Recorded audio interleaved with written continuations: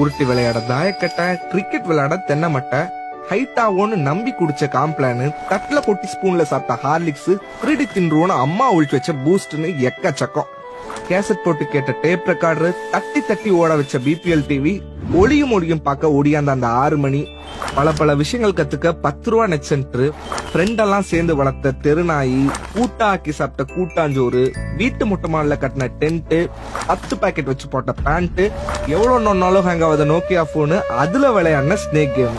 காலையில லேட் ஆனா ஸ்கூலுக்கு போக அப்பாவோட டிவிஎஸ் 50, தோல் வலிக்க தூக்கி சுமந்த 2 கிளிப்பு வச்ச பேகு. வார ஒரு நாள் இந்த பீரியட் எப்படா வரும் எங்க அந்த ஒரு பிடி பீரியடு, முடிகிற வரைக்கும் எப்படா முடியும்னு காத்திருந்த அந்த மேக்ஸ் பீரியடு, புக்கு முதல் பேஜ்ல காலாண்டு ஒரு பாவச் செயல், அரையாண்டு ஒரு பெருங்குற்றம், முழு ஆண்டு ஒரு மனிதநேயமற்ற செயல்னு கிறுக்கின காலம் அது. புக்ல இருக்க பொம்மைக்கெல்லாம் கண்டபடி மீச வரைஞ்சது, நானும் பெரிய ஆர்டிஸ்ட் தான் எம்எஸ் பெயிண்ட்ல கிறுக்கினது, டைட்டான சட்டை, பூட் கட் பேண்ட், கிராப் கட்டிங்னு எங்க ஸ்கூலுக்கு போறது எங்களுக்கு ஒரு விசேஷம் தான்.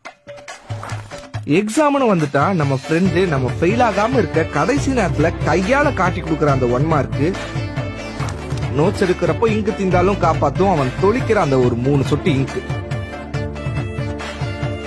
படிக்கிறமோ இல்லையோ புது புக்கை வாங்கி மோந்து பார்த்து பிரவுன் ஷீட் போட்டு லேபிள் ஒட்டினாதான் தூக்கமே வரும்.